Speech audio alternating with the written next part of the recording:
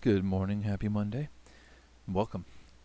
Want to not get in the habit of apologizing for days that I miss, in large part because the things that I'm doing are genuinely worth the time that I'm spending. And so when I do get busy, when I get overloaded, I'm just not going to upload. And after this little spiel, I'm not going to apologize for it either. Something doesn't show up that day, then something doesn't show up. That's just going to kind of be how it is. I'm going to try and hit every Monday through Friday in the morning before noon my time, Pacific Standard. But if it just doesn't work out, then it just doesn't work out. And unless you're wanting to hold me accountable to that and to be a part of my life and all that kind of jazz, to see if the things that I'm neglecting this little responsibility for, it's not really your business anyway. So, today is going to be kind of a grab bag because there is a lot on my mind and there isn't one specific thing I could kind of narrow stuff down to. So, I am going to be re-entering the world of Warcraft. I got a friend of mine lives in another state. I was talking to him about stuff. I was looking at some of the new cinematics, the stuff that's going on, and how it relates to the real world is interesting to me because the basic cosmology for the world of Warcraft universe, I guess, as a whole, is very Eastern mysticism-y, in that there are 6 cosmic powers that exist in 3 pairs of opposites, and these forces are constantly going at it, fighting each other, trying to assert dominance, and all that kind of stuff.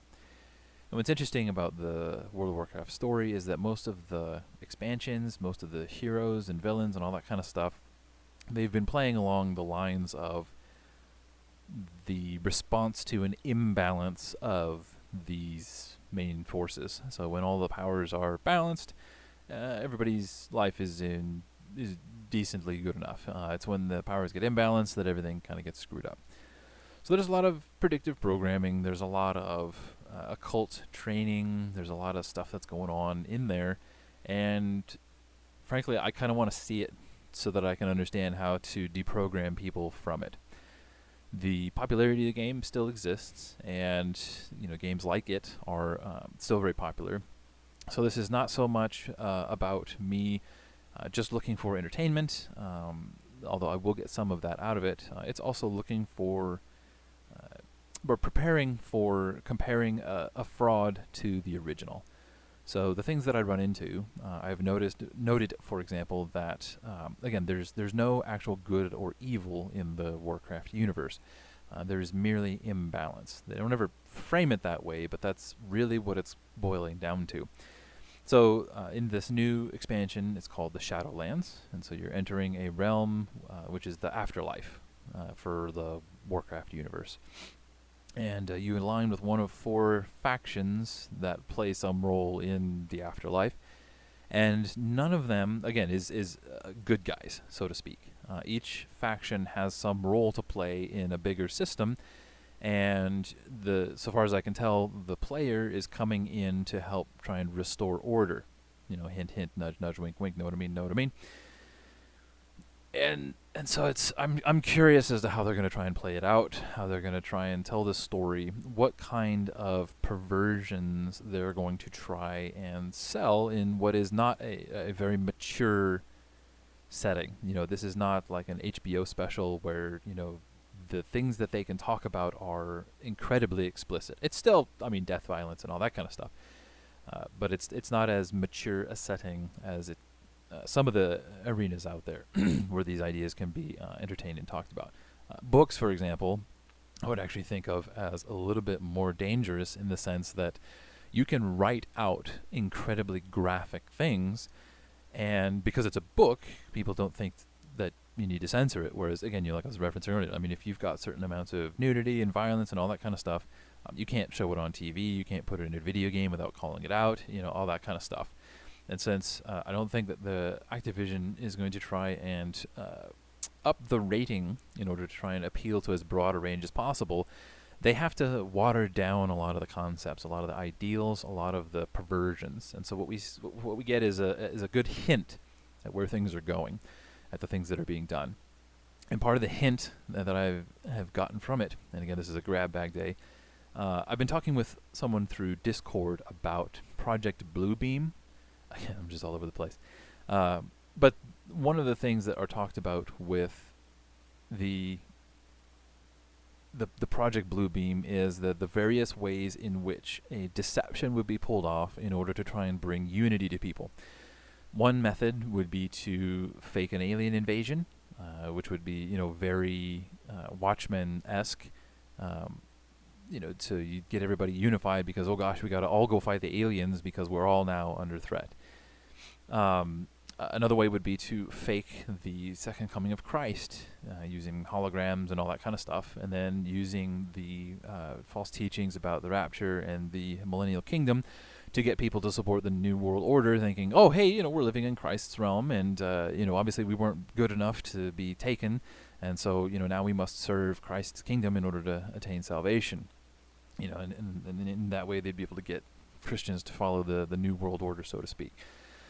But they've got all these different flavors of the same thing, where they're trying to get people to pick a side and fight for it, but it's not to serve good or evil. It's almost just to sort of buy their time, to keep them busy. And so I have a sense that that's kind of what's going to be how they set up the covenants. Again, they're just stealing lexicon from Christianity all over the place, but I think that's how the covenants are going to be setting up. It's going to be the player is playing a role in trying to restore balance, restore order, and the alliance and the allegiance that you have doesn't end up really playing that much of a difference in the overarching story. So whether it's aliens invading, or it's world wars, or it's a false coming of Christ, everybody's being funneled towards a single set of results, and everybody's being given the context that they need to feel like they got there by their own choice. That the way that things are is the way that it should be, and to not question whether or not people were being funneled. This goes back to the false binary thing, where again, if you've got enough false binaries, people don't notice that they're false binaries. They think, oh, well, we've got all these different options and alternatives that we can take. So, clearly amongst all of these false binaries, there must be some measure of truth. And that's not necessarily the case. So, I'm still working on my outline for the discussion about the Division and the Division 2. Part of the difficulty there is that I keep struggling to get it to where I can talk at an appropriate level without mumbling on and on about irrelevant details. One of the things that I do struggle with is trying to figure out what details are important and which ones aren't. So what kind of things could I leave out, and then if people really want to dig into it, then we can discover it together. And what kinds of things really need to be left in order to help build a complete picture of the story that's being told. Because the actual plot line for the Division is really, really simple and really basic, but it's the implications of that plot, of the things that are going on, which the significance is derived from. So I'm still trying to figure out how to do that with that series, because it touches on the spirit of Vagabond, the spirit of Nemesis. It's got some Leviathan stuff in there as well. Not as much Jezebel, but anyway, it's loaded with a bunch of stuff that's pertinent, and is again it is its own form of programming. I mean, you're quite literally playing a video game where you're in a post-apocalyptic America as a government agent trying to restore order to the chaos that has occurred because of a pandemic.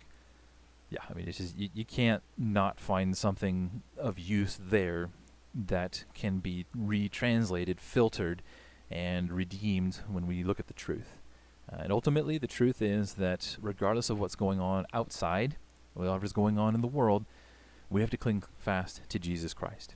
Whether we are reading books, whether we are entering into relationships with people, whether we're trying to deal with family members that are difficult, in every aspect of our lives, we need Jesus Christ. So when I'm going to play games, I need to be thinking about whether what I'm doing is ultimately going to be bringing glory to God.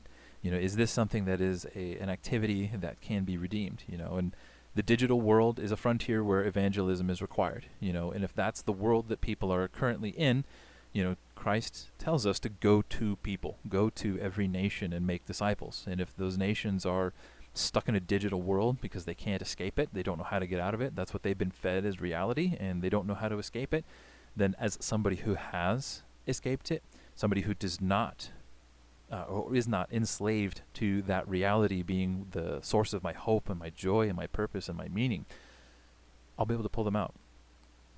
Not myself personally, but I'll be able to play a role, I guess. That'd probably be a better way to put it. If I am serving God, then I will partner with Him in rescuing these lost sheep that have gone astray. So prayer, reading the Bible, studying the scriptures, understanding these different topics, and having that be the priority, and then having the game time be the application, the place where there is a test of what I've learned and understood. Do I really know what I read? Do I really understand it? Could I explain it to somebody? And can I resist the temptation to put my faith in other things? So again, just prayer, study, fellowship, not giving up, not relaxing, not being comfortable, but being prepared. Because hey, here's the thing, I got kids and they're going to be exposed to this stuff, and I need to know how to explain to them why it's wrong. I need to know what the nature of the perversion is so that I can help protect them from it. And you can do the same. And we can do it together if it's appropriate. Otherwise, stay the hell away from this stuff, because it's dark, it's evil, and it will capture your hope and joy if you're not careful. Take care.